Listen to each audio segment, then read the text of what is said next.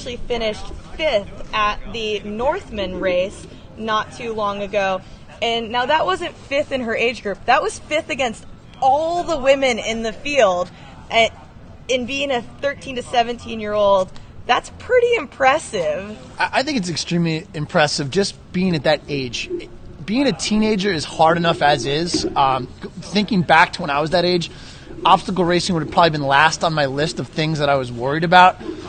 With all the homework, the school, the extracurricular activities, to actually come out here and race OCR and not only be competitive within your age group, but be competitive overall is just a phenomenal feat. Definitely. And I guess now I'll move on to the 13 to 17-year-old boys over in that field. In no particular order right now, I'm just basically going to run you through alphabetically for everybody.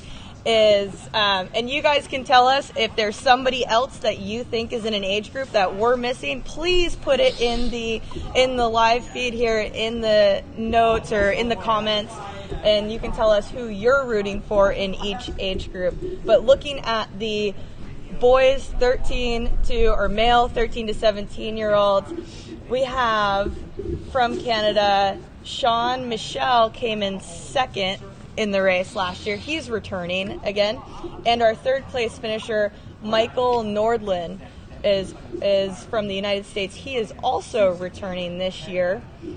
We've got a few other people to watch out for right now. This field there's some Czech Republic athletes, there's some Netherlands athletes. I was about to say, we have a lot of people we know from the United States and Canada, but 13 to 17 is such a wide open age group. There are so many kids, teenagers that are coming here that probably have never raced before. And, this might be their first serious competitive race that they're going to be featured in. So we're excited. There'll probably be a dark horse in the mix that I think will take a podium spot. Definitely. And I think that you just hit on such a great note. And yes, Nathaniel Land just recently came in 3rd at the U.S. OCR Championships. He's been improving, and I think that he and his dad had a bet at U.S. Championships, so we'll see if they have another bet at this time. Last time he got a pair of ex-racewear shorts because he finished on the podium. Excellent. That's a lot of motivation right there to finish on the podium. And we're also being told Daniel Brown is another one to watch by you, the viewers here. So I want to move on to the women 18 to 24, which is still young. I mean, all these athletes, 13 to 24, a lot of them, this could be their first major international competition. Yeah. Yeah, there's a lot of pressure. A lot of these kids at 13 to 17, it's a lot of pressure to come out here. It's not only their parents that they're obviously performing for and competing for, it's themselves, it's their country. It's a lot. It's a lot on teenagers. So I'm excited to see how they withstand these obstacles, the weather, and all the fierce competition. Especially as a kid, you don't want to lose. And now, I'll go on to the women, 18 to 24. We've got the Team UK. Team UK checking in. So one of the women that I've actually talked to some of the media team from the Netherlands, the different media outlets over there, and this is the female who won the 13 to 17-year-old age group last year, and we'll see how she does moving up to the a little bit bigger age group here. But Bo de Groot, I've been told, from the Netherlands, she won the 13 to 17-year-old age group. She's now moved up to 18 to 24. We'll see. That's a pretty big jump in age group. But she's been dominating over in the Netherlands with the OCR series. So I think she's going to be one to watch for. Yeah, I agree. Especially competing in the Netherlands, a lot of great athletes from that country. Experience is a big factor, and since she has that in the 13 to 17 age group, I think she is going to be an exciting one to watch. Yeah, definitely. And Elise Hewitt, if I'm saying that correctly, from Canada, she finished 2nd in the age group, the 18 to 24 age group last year. So she's returning again, podium athlete, back here again for another year. And I think those two women are really going to be the ones that are going to be duking it out. But as we said before, same as 13 to 17, so many athletes in these age groups that it's a little bit hard to tell. And as we said before, the fact that we're predicting rain to happen, that could totally change everything we say right now. So I hope everybody's grip strength is good and they've been practicing that, because the rain could make a difference. I find these age groups to be very exciting, especially 13 to 17. Spartan Race, Tough Mudder, a lot of the bigger names don't really emphasize this. And it's really exciting to see these kids that are super competitive, especially in other sports, bring their skill sets to OCR. So, OCR Worlds is really focusing a lot on these age groups, and it's exciting to see all these new athletes at a young age competing. Definitely. And moving on to the males in the 18 to 24, this is going to be a pretty crazy age group, I think, as well. We've got Gregory Rezonico from Switzerland. He won last year this race, and he is back in his age group, I should mention, and he's back again this year to defend his title.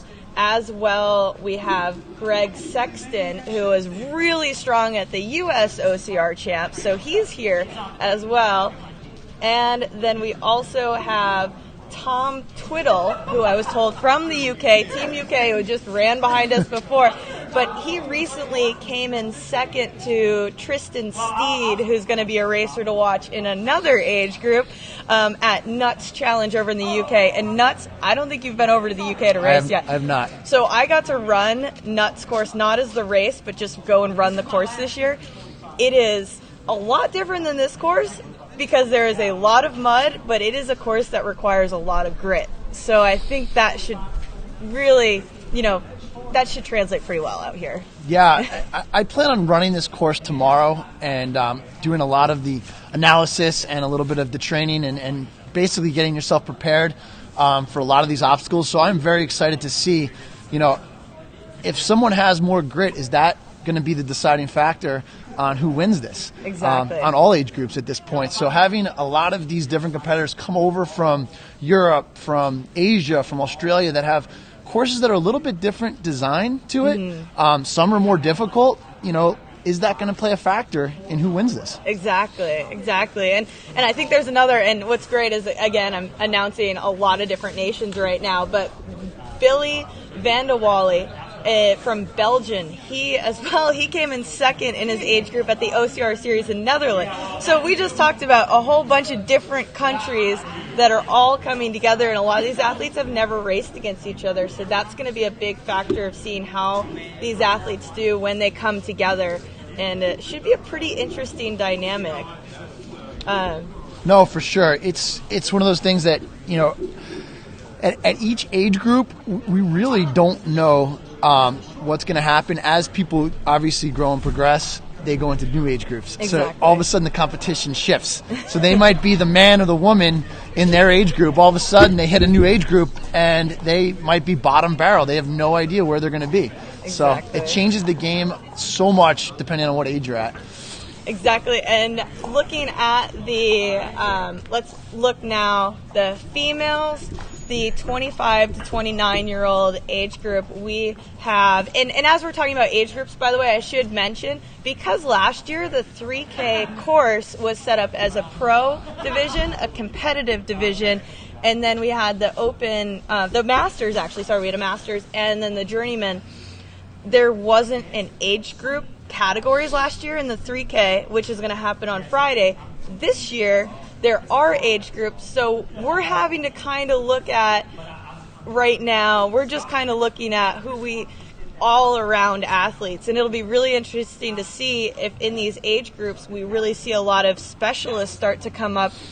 Are they going to focus on 3K? Are they going to focus on 15K? Or, as we've seen before, a lot of people that tend to do the 3K on Friday will then do the 15K on Saturday. Yeah, it's amazing. In the 3K competitive group, there was a 26% failure rate, which was pretty high. In the 15K age group, 46% failure rate. So a lot of people failing obstacles and basically having their wristbands cut last year. Seeing this course, I'm very excited to see what happens because there's so many challenging obstacles ahead of us Friday through Sunday. Yeah, definitely. And so I guess move on to some women in the 25 to 29 age group, and this is going to be the last two age groups we focus on tonight and leave some more for tomorrow night, and we'll talk about some of the pros tomorrow night as well. But we have Linda Digby returning again this year. She finished second last year in the 15K as well. Alyssa Haynes is coming here. She won the U.S. Champs race not too long ago. We also have Stephanie Huntsman, an athlete you know pretty well. You've seen her race a bit. And let's see who else I have here. I've got a massive Excel spreadsheet here. Laura Messner, also from the United States. She'll be here. She was recently on the podium at the U.S. Champs. We have Viola Reichert from Germany, who finished third in the OCR series, also in that 25 to 29 age group. And Angela Roda from the Netherlands, who was fourth at the OCR series. I mean, can you believe I keep going, like, another winner. And then we also have a Polish athlete, Morgozada Sergrua, which I will know these names by the end of the weekend. You got to bear with us with the pronunciations here. It's exciting that we have all these athletes from different countries. Their names are so foreign at times. It's very difficult for us to decipher what all these letters are. So she actually won that OCR series, which was a really neat series for those that are from the U.S. and are not familiar with it. In the Netherlands, through Strong Viking, they put on a series of races that mimic a lot of what we see here, which can be a great kind of prep to get to a race like this. Absolutely. 25 to 29, that age group, a lot of people in their prime, a lot of people ready to really put on a show. Definitely. 25 to 29, we'll probably see some podium winners from the overall at 25 to 29. Definitely, and that feeds perfectly into the males 25 to 29. A lot of the guys that were on the podium last year, Brian Gowitzki is from the U.S. He raced age group last year, and he's a pro level athlete he finally said, okay, I guess I should step up, race with the big boys, and I'm going to go pro this year. Same with Austin Azaire.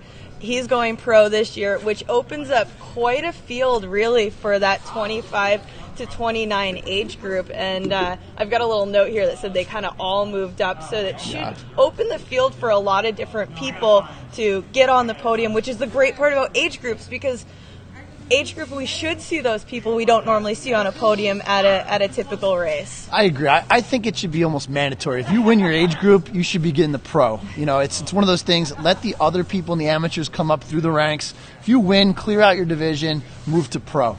Definitely. Yeah, I think that's a great thing. And speaking of moving up, we actually have an athlete, Stefano Colombo from Italy, is moving up in age group this year. He finished third last year in the 18 to 24 age group. So again, we'll see what happens when you move up that age group, and you're now racing again a little bit different when you're the 25-year-old racing against a 29-year-old who's really hitting their peak of their endurance career, that late 20s, early 30s. Yeah, I agree. And it really depends when people are starting their OCR career and their training. It's amazing how a 13-year-old might be actually, or a 17-year-old might be more experienced than a 25-year-old, depending on how much they've been racing. So a lot of this age group goes into when you started your OCR career, when did you get involved, and how much have you really put into it? Are you willing to take that extra step to be a pro, or do you just want to stick within your age group, and it all depends on what you're looking to do when you race? Definitely. And let me look. We've got, and again, I'm going pretty much in alphabetical order because that's what our sheet has it in right now. But Benny Gifford is also racing in age group. He's had successful career, always, Benny, most improved guy over the last 3 years. Excellent racer. I think he's a gamer at any level at this point in any age group. And Matthew Gutzwiller is also from the States as well. He finished third at U.S. Champs. So that format is same as we talked about with the OCR series and some of these other races. They're great preps is kind of like what you're going to see here, because that mandatory obstacle completion, when you have that pressure, it changes it from being just a race that you can penalty out of. And so that always kind of adds an extra little element of surprise and yeah, just makes for a fun time. But I have to say, there is one athlete who had some injury earlier this year, has raced pro before, but because of injury dropped down, but has been doing very well in the UK, and that's Tristan Steed. And if Tristan is not on the podium, I'd be very surprised come whatever race he's in an age group, because that's the thing this year, is that you can't split divisions. You have to, if you're going to race pro in the 3K, you're going to race pro in the 15K. If you're going to race age group in one, you race age group all weekend, which I think is great because you can't cherry pick what you're doing. I think it's great also. You can't sandbag it. And if anyone doesn't know what sandbagging is, it's like a golfer that inflates his handicap to win tournaments. It's just not the right way to go about it in the spirit of OCR and the spirit of OCR World Championships. So, I get someone dropping down if they've got injuries and their confidence is low. But again, I think there's a point in time where you take that step to the next level and you stay there. Definitely. And so that's a look at some of our age groups for tonight. We have an update. Packet pickup starts tomorrow at 10 a.m. in the base lodge, and Rachel Ann walked us through what you guys are going to see at registration tomorrow, so you know exactly what to expect when you get here and how to go through reg. So I'm going to cue that video up. Right before you do, yeah, make sure you give Rachel Ann a high five. She's like one of the people that makes the magic happen behind the scenes. And all these directions that Margaret's giving you, please listen to them. It's going to make registration go by so much faster, so much quicker, and everybody is going to be excited because they're going to get their packets, they're going to get in, get out, and then you guys can get on with it. All right, let's cue that up, and Rachel Ann is going to walk you through what you have to do at registration tomorrow.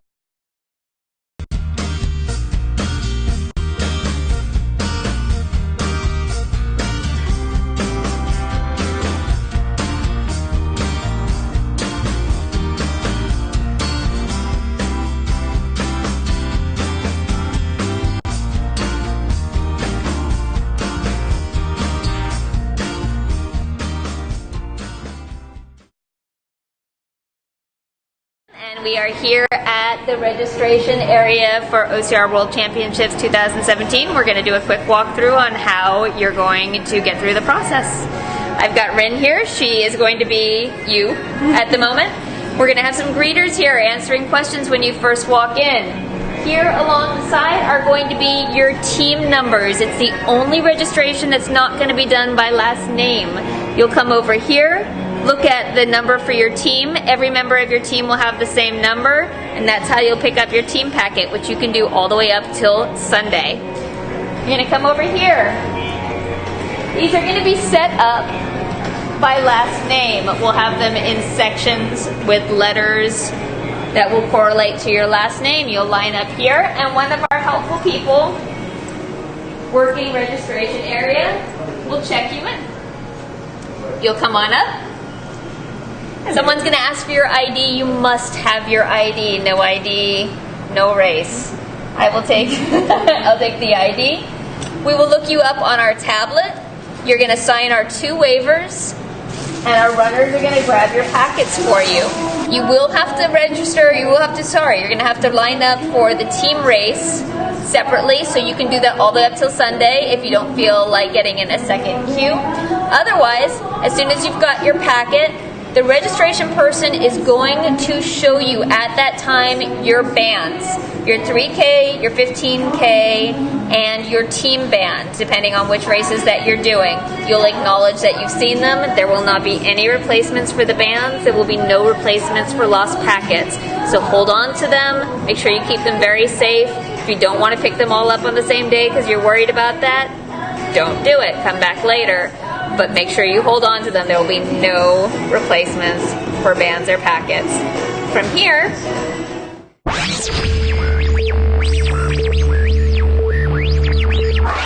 and your swag bags. In your swag bags will also be your lanyards and your athlete guide. So if you don't know where your heat is, or you don't know little tidbits of information, you haven't seen the athlete guide, you'll get one in your pack. Ooh. Right here is where that will be. You'll get your bib out. It has the tab at the bottom to say what size t-shirt you have. Now, if you don't like the size you got, we may have extras come Sunday after the last race. You're welcome to come back and exchange it. We can't exchange any at the time. We need to make sure we have enough for everybody. You're going to come get your t-shirt, your swag bag. You can put on your fancy lanyard, and you'll come through here. In this room where they're putting packets together right now is where gear check is going to be. Bag check is $5. And we've got a ton of room this year. So we're going to have all this rack space in here. It'll be easy for you to do bag check. It'll be easy for you to come and go as you need to as quickly as possible, because the important stuff comes next. Merchandise. All the goodies, all of the sweatshirts, t-shirts, shorts, posters. Yes, we have a ton of them, and we actually got poster tubes this year for those of you traveling long distances. We're going to have all kinds of goodies. You'll come through here, spend as much time as you want. Make sure you pack an extra bag. You're going to want it. Through here is your athlete lounge. Just like last year, we'll have this set up with bananas and water and all the things. We've got mats for warming up. It'll be a great area for socializing. And for those of you who've been asking for the awesome t-shirt exchange that we did last year, we're going to be doing it again. It'll be right here in this corner.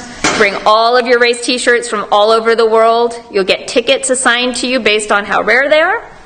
And you'll be able to exchange them here. That door there is where you're going to go, and it's going to lead you out to the start line where you can start your race when it's time for your heat. At any time, we'll have TVs up here. You'll be able to watch that great Mudstickle video that we love. It shows you all of the rules. We'll also have briefings and things throughout, and people to answer any questions that you have if you've watched everything and you still don't feel like you know everything. I think that just about covers it. Well, hopefully you all know now what you're doing tomorrow at registration. Rachel Ann was kind enough to take about 5 minutes of her time, which is very rare to be able to walk us through. Not rare for her to take the time, but rare because she is incredibly busy. And actually, I have a few announcements before we get done with tonight's feed from Rachel Ann herself. She said, please, no, you still cannot use chalk, Peter Dobis, but no registration changes can be made, period, I was told at this point now. And also told, if you email Rachel Ann about Reg at this point, because Reg opens tomorrow, and we're actually going to go back to registration after this is over and set up merch and do a few more things so you all can get your packet when you, right at 10 a.m. in the morning. But she is not going to be checking those emails regarding Reg, so please do not email her if you want to make a Reg change, because it's not going to happen at this point. And she also asked for her own sanity. Please please don't tag her on Facebook right now, because she's not on Facebook. She is focused on the event for the next now 4 days and will not be responding on Facebook. So if you can all do her a favor, give her lots of hugs when you see her today or tomorrow, all weekend long. She loves hugs, but please don't tag her on Facebook. We did have a question, though, and I know this is a race that you are really excited about. Make-A-Wish on Sunday. So tell me about, because you're in the CEO challenge, but you're also raising money. So chat about that a little bit. Sure. Before I get to that, if you do email Rachel or Facebook tag her, one of the unwritten rules is you can get your bracelet cut before the race. So please, do what you're told and don't bother her, because we all know how it is at registration. Just get it done. But moving forward with Make-A-Wish Foundation, super excited to be raising money for such a great cause. Anybody who doesn't know Make-A-Wish, there's a lot of children that have different diseases and they might not be so fortunate, and they get the opportunity, and sometimes it comes true that they get certain wishes fulfilled. And for any charity out there to represent, I find this is one of the best ones ever. So please, there's still time to register for Sunday's Make-A-Wish race, so please do. And the CEO race, I believe there's people you can still enter in the CEO race also. Sorry guys, there's some skateboarders going by. I don't know if you can hear them or not. But Yeah, so the CEO race is open to any CEO of any business, and small race directors as well. And race directors, small or large. The more participants, the better. It's a great networking and teamwork event. So if it's something that you're interested in, please ask Margaret or I or Rachel at any point, and we can give you more information. And I should say as well, people have asked about the Make-A-Wish. Can you still register? You can definitely still register. Registration you can do right on your smartphones or computers. And what I can tell you is, guess what, guys? If you are in Canada and you don't have a data or something like that, there is Wi-Fi, and there's a coffee shop behind us that you can hook onto their Wi-Fi, and you can get on there and register for Make-A-Wish.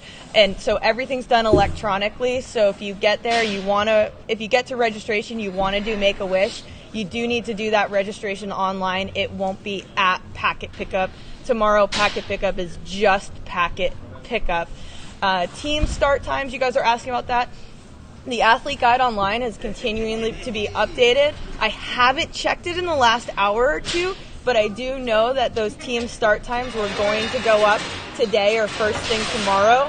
So packet pickup for Make-A-Wish you can do as well tomorrow, with all the rest of the packet pickups for the rest of the weekend. So all of that can be done tomorrow if you're picking up the packets, that can be done on site in the lodge. If you still want to sign up for Make-A-Wish, do it online.